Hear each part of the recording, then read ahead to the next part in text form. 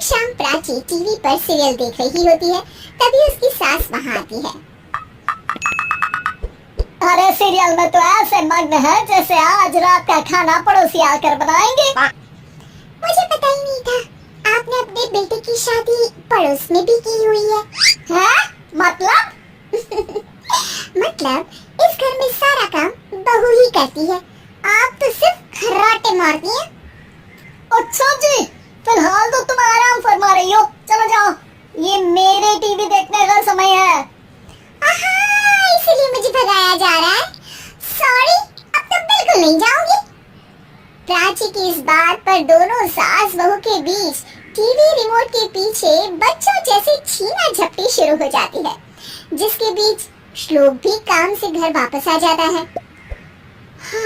आज मेरी चूहे बिल्ली की जोड़ी किस बात पर झगड़ रही है? अरे तेरी बीवी मुझे टीवी नहीं देखने दे रही। अरे तुम्हारी मम्मी मुझे खाना बनाने के लिए फोर्स कर रही है।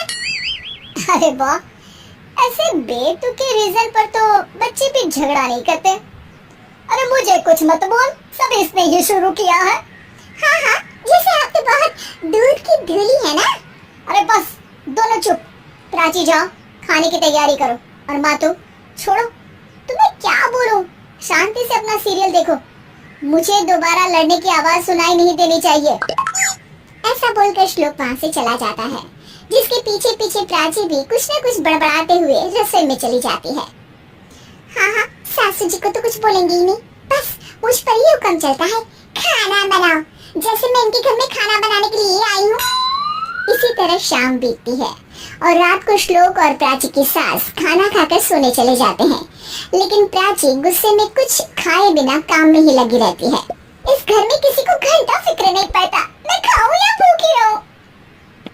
प्राची कुछ देर के लिए रसोई से बाहर जाती है और जैसे ही वापस आती है तो वहाँ दूध का भरा ग्लास देखकर हैरान रह जाती है। फिक्र पूरी है, बस दिखाना नहीं है। प्राची दूध पीकर सोने चली जाती है और अगली सुबह एक बार फिर सास बहू का कार्टून नेटवर्क स्टार्ट हो जाता है।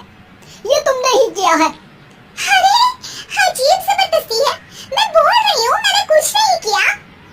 दोनों ने मिलकर पूरे घर को पागल खाना बनाया हुआ है। यहाँ कोई नॉर्मल इंसान तो रह ही नहीं सकता, इसीलिए अब पड़ोसी क्या रिश्तेदार भी घर आने से कतराते हैं। और सुन बेटे, तू भी चंगा, तेरी माँ भी चंगी, तेरी बीवी भी चंगी, रिश्तेदार। हाँ जी, आपको नहीं पता क्या, गंगाधर ही शक्तिमान है, रिश्तेदार ही। हाँ, बस समझ गया। कभी जानवरों जैसे लड़ेंगी तो कभी जुगलबंदी करेंगी। भाई मैं आप दोनों के बीच में नहीं फंसना चाहता। सास बहू की इस मनमौजी जोड़ी से परेशान होकर श्लोक अपना सिर खुजलाता वहाँ से चला जाता है। चलो अब मैं भी कीर्तन में जा रही हूँ।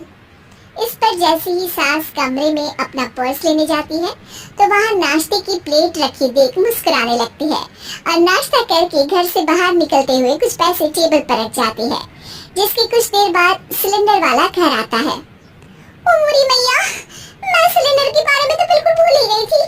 घर खर्च के सारे पैसे भी मम्मी के पास है और श्लोक से बोला तो उल्टा 4 बात सुनाएंगे। प्राची ये सोच ही रही होती है कि अचानक उसका चेहरा चमक उठता है और वो घर में आकर इधर उधर देखने लगती है। तभी उसकी नजर टेबल पर रखे पैसों पर पड़ती है, जिन्हें वो सिलेंडर वाले को दे देती है। ये सब श्लोक देख लेता है। अच्छा बेटे, इतना बड़ा घोटाला, सबके सामने मैं तेरी दुश्मन और पीठ पीछे तेरी मेरी यारी। इस पर श्लोक एक प्लान बनाता है और शाम को सब एक साथ बैठे होने पर बोलने लगता है।